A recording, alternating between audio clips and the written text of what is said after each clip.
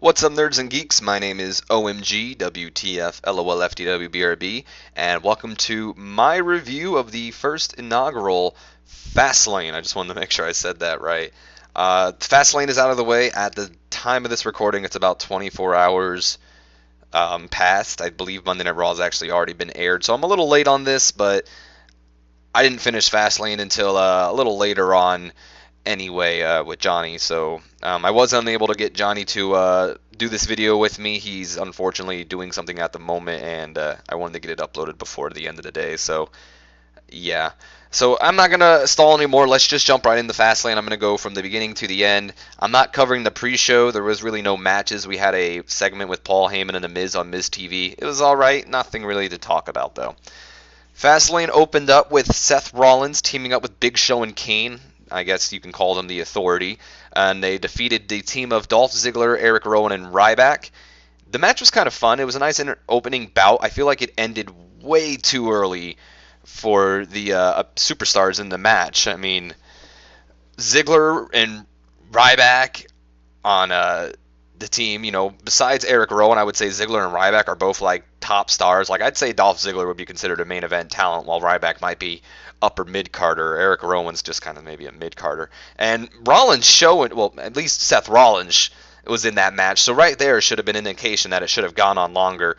And especially since there's been like a little bit of a mini feud between Rollins and Ziggler, you would expect it would have gone a little bit longer between those two. I do think the wrong people won here. I mean, Ziggler, Rowan, and Ryback are two young, or not two, excuse me. Ziggler, Rowan, and Ryback are three, not two, young stars for WWE to potentially, use, especially Ziggler and Ryback, who are massively over at the moment. And I mean, Rollins is in there as well, or Rollins, right? Which one is it? Rollins. He's in there as well, and he doesn't need to take the loss. You have two superstars in there that could take the loss, Big Show and Kane, and you didn't have them lose. You had the young guys win. And you had Kane get the win. You didn't even have Seth Rollins get the win, so at least it looked good for him. I mean, maybe it would have been a little bit more acceptable if Rollins was the one pinning Ziggler instead of Kane, because, I mean, what's the point? It doesn't make sense. But either way, the authorities started beating down on the three men in the ring, and we all got to see the return of Randy Orton. Orton came down to the ring after his music played, and he sent the Authority away. Well, at least he sent Seth Rollins away. I believe everybody, maybe even Big Show. I don't know if I remember Big Show getting it. But he cleared the ring of everybody. It was good to see him come back. I just wish it was more of a kind of like a surprise. And I don't mean because we all had a feeling he was going to return. I mean, not playing his theme song and having him run down the entranceway. It would have been better, or, a little bit more fun, and probably would have gotten a bigger pop from the crowd if he would have came through the crowd, or just out of nowhere without an announcement, or an indication like his theme music playing. I mean, it just felt like it could have been a better return, but they decided to play his music and have him just race down to the ring. I mean, it should have been like a surprise, like no one was expecting it. I'm now supposed to believe that Randy Orton's been in the back walking around in his gear and Seth Rollins had no idea. Doubtful. Just saying. After that, we had Goldust take on Stardust, and Goldust actually beat Stardust. I have no idea why they did this. The only thing I can think about was they're going to probably move it on to WrestleMania, and I hope the build gets a lot better on the way to WrestleMania, because right now, these two are not getting what they have deserved. I mean, we fans have been wanting a feud between Goldust and Cody Rhodes, and we're finally getting it, but it's been rushed and bland, and I mean, the ring action it wasn't good. It was not a good match, nerds and geeks. It's probably one of the worst matches of the night. There was somebody, I believe, on Bleacher Report I read that said it was good. I thought it was good in the way of in ring, but it was fodder. It was a match that I could have watched on Raw or something, and it wouldn't have made a difference. Goldust completely dominated the match with Stardust getting little to no action in there, and the ending was botched. I don't care what anyone says. That was not a 3 count. It wasn't a 3 count. It shouldn't have happened. I haven't watched Raw yet, so I have no idea if they, talked about it or anything. But hopefully the build to WrestleMania, if there is going to be a build to WrestleMania, which I assume there is, because the next thing we're going to talk about makes a little bit of an indication. Stardust cut a promo afterwards. After the match, he attacked Goldust from behind and beat the living crap out of it, and he cut an amazing promo against Dusty Rhodes. So there is potential for this feud. I mean, that was better than the match itself. So I'm looking forward to seeing what these two can do. I just hope that they get a lot more time to build in this feud than they have been getting. Next, we had the WWE Tag Team Championships on the line. Tyson Kidd and Antonio, or excuse me, not Antonio no more. Tyson Kidd and Cesaro defeated the Usos to claim their first Tag Team Championships. It was a great Tag Team match. I assume we're most likely going to see them face off against at Mania. I honestly hope that we maybe get a 3-way, 4-way Tag Team match at WrestleMania. Maybe throw in the Primetime Players and the Ascension. They're getting some steam. The Ascension, I'm not the Ascension, the Primetime Players are. It seems like they're going to be getting a little bit of a feud. Throw them in there with Kidd and Cesaro and the Usos, and we got a 4-way tag team match that could potentially steal the show at WrestleMania.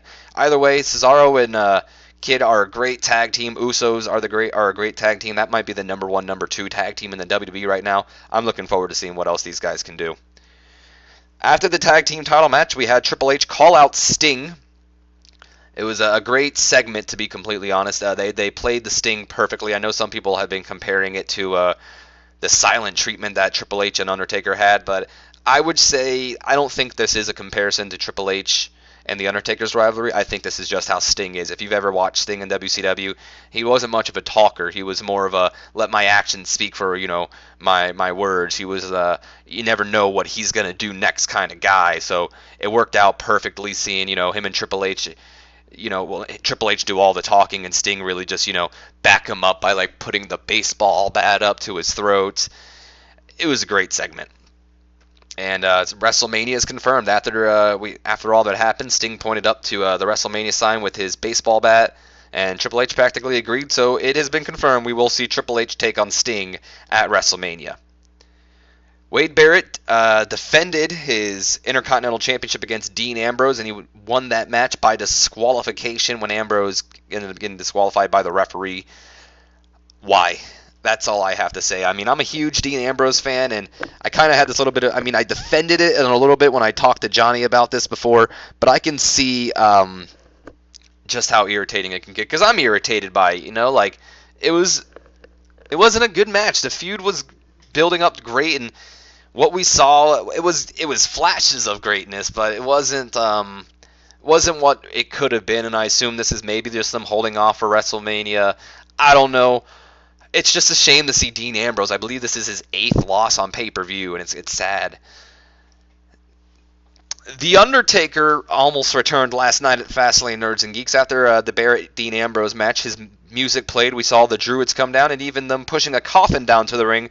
But what seemed like the Undertaker was Bray Wyatt instead. They opened up the coffin, and Bray Wyatt came out and cut an amazing promo on the Undertaker, practically saying, or not practically, what he claimed he was going to do is claim his soul, claim the Undertaker's soul, and I'm excited for this match. I mean, I feel like there really shouldn't be an ending. I believe Johnny read this on Reddit, and he read it over to me as well, about how there was an angle of the match doesn't really end. It's Bray Wyatt holds up the urn, and all the lights go out or something, and Undertaker's just laying on the mat, and it's to symbolize that his soul is in the urn now or something like that. I don't know. It's a bunch of disbelief, superstition stuff, but who knows? I personally would love to see it. I mean, I love realism, but I also love a little bit of fictional, not non-fiction, that doesn't make sense, fictional things in my stories as well. So I thoroughly enjoyed the Bray Wyatt segment, and I think everyone else did. He called himself the new face of darkness, by the way, as well.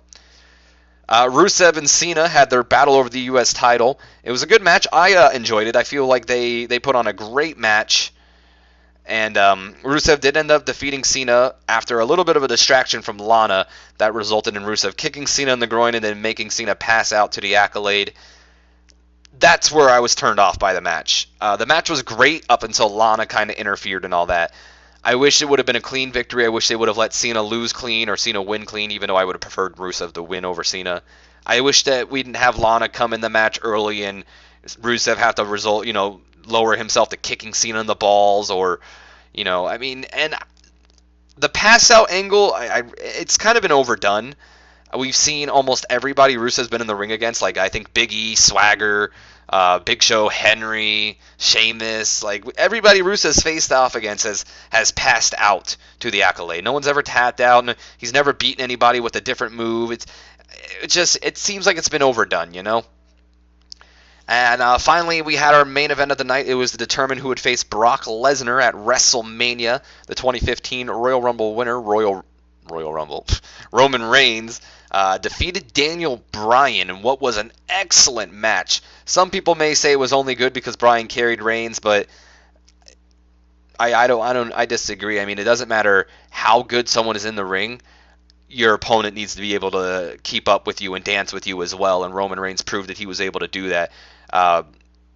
He doesn't have the same mind and skills as Daniel Bryan, but when Roman is in the ring with someone like Daniel Bryan or someone who can wrestle, it puts on a great match. And I'm excited for his match against Brock Lesnar because when Brock Lesnar first returned, I would have told you it was a joke and that Lesnar's not even that great of a wrestler. Boy, have I ever been wrong. Lesnar has really proved me wrong in his latest run here in the WWE, so I'm excited for that Roman Reigns Brock Lesnar match, and I'm excited that they kept it a one-on-one match because, to be honest, I didn't want Daniel Bryan versus Brock Lesnar. I felt like it was, it was kind of a slap in the face to, all these other workers who had been trying to get on the spot. I mean, Daniel returns and he just gets his spot, It would have made sense. It would have, but I just didn't want to see it. I would have liked to see Roman Reigns after, getting his push. And the triple threat thing really I wasn't into it that much, so I didn't really like the idea behind a triple threat. But WrestleMania is coming up now. It's our next pay-per-view. It's going to be excellent. I wish I was going. It's going to be in California, of course, somewhere I live, but not going to be able to go to because money issues, of course. But WrestleMania, we do have some matches confirmed already. Of course, Roman Reigns and Brock Lesnar has been confirmed. It's going to be a great match if you ask me. Triple H and Sting, it's going to be a good match. I don't think WWE would bring Sting back without having him get, better in the ring. Undertaker versus Bray Wyatt is practically confirmed. That's about it. There's not many other WrestleMania matches confirmed, I think, at this moment. I think we can practically confirm Randy Orton and Seth Rollins. But I can't at the moment. I don't think there's any other matches that I can say are pretty much a definite. So I would say Randy Orton, Rollins, Triple H and Sting is confirmed. Roman and Roman and Brock is confirmed.